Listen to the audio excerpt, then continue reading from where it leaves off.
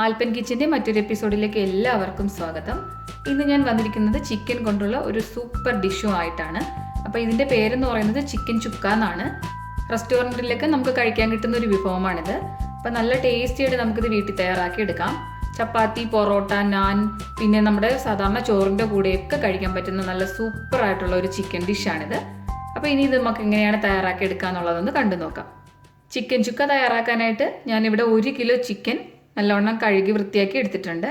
അപ്പോൾ നമ്മൾ ഈ ചിക്കൻ ചുക്ക തയ്യാറാക്കുമ്പം അത്യാവശ്യം വലിപ്പത്തിന് വേണം ചിക്കൻ കട്ട് ചെയ്ത് എടുക്കേണ്ടത്.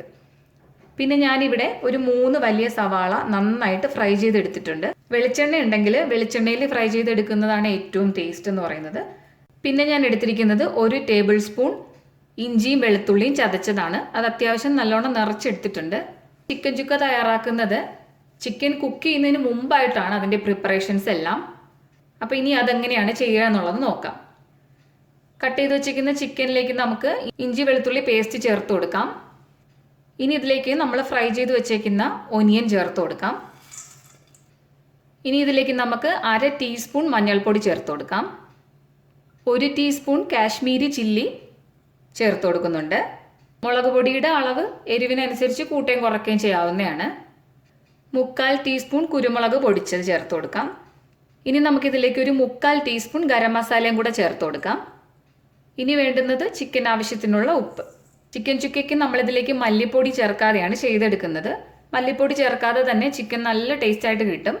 അതോടൊപ്പം തന്നെ കറിവേപ്പില കൂടെ ഉണ്ടെങ്കിൽ ഒരു 2 കൊത്ത് കറിവേപ്പില കൂടി ഇതിലേക്ക് ഇട്ട് കൊടുക്കണം.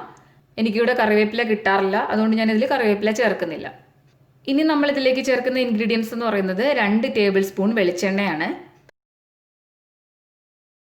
എൻ്റെ കയ്യിൽ വെളിച്ചെണ്ണ ഇല്ലാത്തതുകൊണ്ട് ഞാൻ സൺഫ്ലവർ ഓയിലാണ് ഇപ്പോൾ ചേർത്ത് കൊടുക്കുന്നത്. ഇപ്പോൾ ചിക്കൻ ചുക്ക തയ്യാറാക്കുമ്പം വെളിച്ചെണ്ണ ഉണ്ടെങ്കിൽ അത് തന്നെയാണ് ഏറ്റവും ടേസ്റ്റ് തരിക.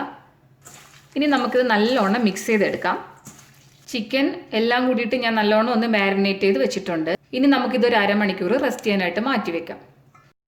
ചിക്കൻ നമ്മൾ മാരിനേറ്റ് ചെയ്തിട്ട് ഒരു 1/2 മണിക്കൂർ ആയിട്ടുണ്ട്. ഇനി ഇത് നമുക്ക് കുക്ക് ചെയ്തെടുക്കാം. അതിനായിട്ട് ഞാനിവിടെ ഒരു നോൺ സ്റ്റിക്ക് പാൻ സ്റ്റൗവിലൊന്ന് വെച്ചിട്ടൊന്ന് ചൂടാക്കിയിട്ടുണ്ട്. അതിൽ 2 ടേബിൾ സ്പൂൺ അളവിലുള്ള ഓയിൽ ഒഴിച്ചിട്ടുണ്ട്. ഈ ഓയിൽ ഞാൻ നേരത്തെ സവാള ഫ്രൈ ചെയ്തെടുത്തതിൻ്റെ ബാക്കിയാണ്. അപ്പോൾ ഇങ്ങനെ ഉണ്ടാകുമ്പോഴത്തേക്ക് നമ്മൾ ഇതിൽ തന്നെ ബാക്കി ചെയ്തെടുത്താലും മതി. ഓൾറെഡി നമ്മൾ ചിക്കനിൽ 2 ടേബിൾ സ്പൂൺ ഓയിൽ ചേർത്തിട്ടുണ്ട്.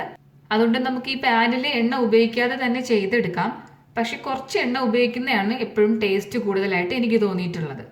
ഓയിൽ ഒന്ന് ചൂടായി കഴിയുമ്പോഴത്തേക്ക് നമുക്കതിലേക്ക് ചിക്കൻ ചേർത്ത് കൊടുക്കാം. ചിക്കൻ ചേർത്ത് കൊടുത്ത ശേഷം ആദ്യം നമുക്ക് ഹൈ ഫ്ലെയിമിൽ തന്നെ ഇട്ടിട്ട് ഇതൊന്ന് മിക്സ് ചെയ്ത് കൊടുക്കണം.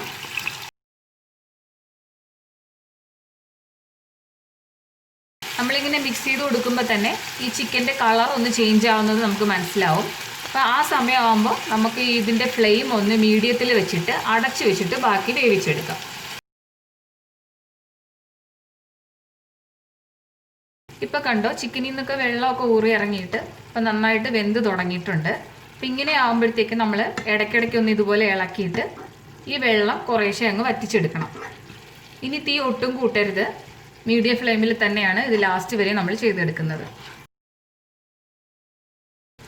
ഇതുപോലെ നമ്മൾ ഇടയ്ക്കിടയ്ക്ക് അടപ്പ് മാറ്റിയിട്ടൊന്ന് ഇളക്കി കൊടുക്കണം. ചിക്കൻ ഇവിടെ ഇപ്പോൾ നന്നായിട്ട് വെന്തിട്ടുണ്ട്. ചിക്കൻ വെന്ത് കഴിഞ്ഞ ശേഷം തുറന്ന് വെച്ചിട്ട് ഇതൊന്ന് വെള്ളം വറ്റിച്ചെടുക്കണം. കുറച്ച് കറിയോടുകൂടി കഴിക്കാൻ താല്പര്യമുള്ളവർക്ക് ഇങ്ങനെ തന്നെ കഴിക്കാവുന്നതാണ്. ഞാനിന്നത് കുറച്ച് ഡ്രൈ ആക്കിയിട്ടാണ് എടുക്കുന്നത്. അപ്പം നമ്മുടെ ചിക്കൻ ചുക്ക ഏതാണ്ട് ആയി വന്നിട്ടുണ്ട്. ഞാനിപ്പോൾ ഈ ഒരു പാകം ആകുമ്പോഴത്തേക്ക് സ്റ്റൗവിൽ നിന്ന് മാറ്റുകയാണ്. ചിക്കൻ ഞാനിപ്പോൾ ഒരു സെർവിങ് ബൗളിലേക്ക് മാറ്റിയിട്ടുണ്ട്. അപ്പം ഞാൻ ഇതിലേക്ക് കുറച്ച് മല്ലിയില ഒന്ന് ഗാർണിഷ് ചെയ്യാനായിട്ട് ഇട്ട് കൊടുക്കുന്നുണ്ട്.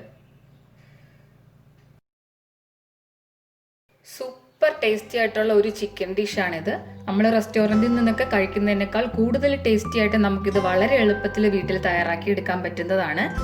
വല്ലപ്പോഴും ചിക്കൻ വീട്ടിൽ വാങ്ങുമ്പോൾ ഈ ഒരു റെസിപ്പി നിങ്ങൾ എന്തായാലും ഒന്ന് ട്രൈ ചെയ്ത് നോക്കണം. ഉറപ്പായിട്ട് നിങ്ങൾക്ക് എല്ലാവർക്കും ഇഷ്ടമാകും.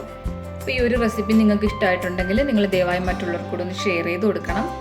എൻ്റെ ചാനൽ ആദ്യമായിട്ടാണ് കാണുന്നതെങ്കിൽ ഒന്ന് സബ്സ്ക്രൈബും കൂടി ചെയ്യൂ. ഇഷ്ടമായാൽ ലൈക്ക് ചെയ്യാനും അതെന്നെ കമൻറ്റിലൂടെ എഴുതി അറിയിക്കാനും മറക്കരുത്. അടുത്തൊരു എപ്പിസോഡിൽ മറ്റൊരു വീഡിയോയുമായി നമുക്ക് വീണ്ടും കണ്ടുമുട്ടാം.